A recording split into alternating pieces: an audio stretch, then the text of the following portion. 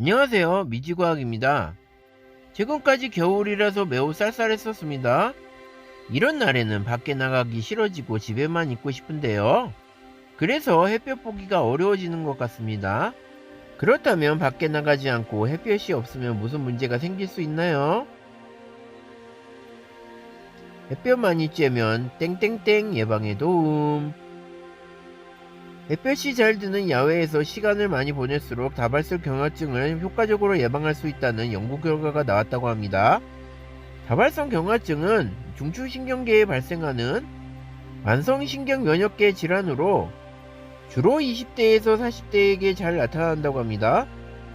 미국 샌프란시스코 캘리포니아대 연구팀은 3에서 22세의 참가자 534명을 대상으로 야외 활동 시간이 다발성 경화증에 미치는 영향을 비교 분석했다고 합니다.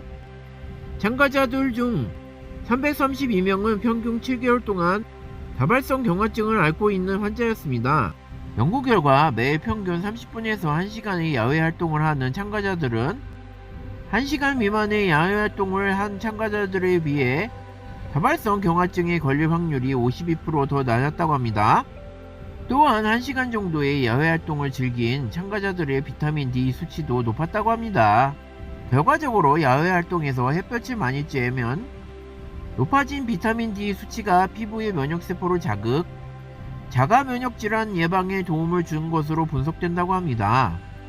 연구조자 엠마누엘 와우반투 교수는 햇볕에 더 많이 노출될수록 다발성 경화증 예방에 도움이 된다며 매일 30분 이상의 야외 활동을 추천한다고 말했다고 합니다.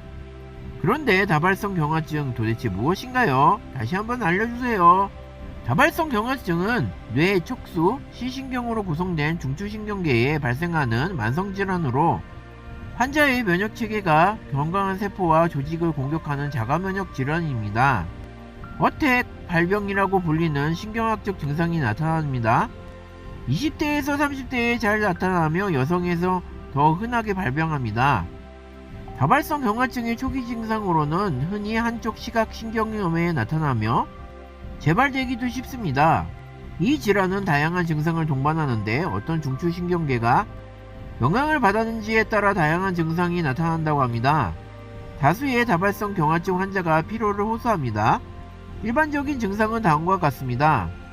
시신경 한쪽 또는 양쪽 시각장애 상실, 뇌관, 반진, 겹쳐보임, 척수, 감각 및 운동장애, 배노장애, 배변장애, 성기능장애, 대뇌, 마비, 피로, 인지기능장애, 우울, 소뇌, 보행 및 균형장애, 떨림, 어지럼증. 다발성 경화증이 생각보다 무서운 병이군요. 다발성 경화증에 특이한 검사 소견은 없으며 임상진단으로만 진단할 수 있다고 합니다. 첫 번째 신경학적 검사, 두 번째 MRI, 세 번째 유발 전이 검사, 네 번째 척수액 검사, 다섯 번째 혈액 검사. 다발성 경화증을 완치하는 치료법은 없다고 합니다. 그러나 병의 경과를 조절하고 완화하는 효과적인 방법으로 치료를 한다고 합니다. 다발성 경화증이 생각보다 무섭네요. 햇볕이 이렇게 중요한 역할을 한다는 게 정말 놀랍네요. 저는 앞으로도 더 좋은 건강 정보를 말씀해 드리겠습니다. 끝까지 시청해 주셔서 감사합니다. 좋아요와 구독을 꼭 눌러주세요.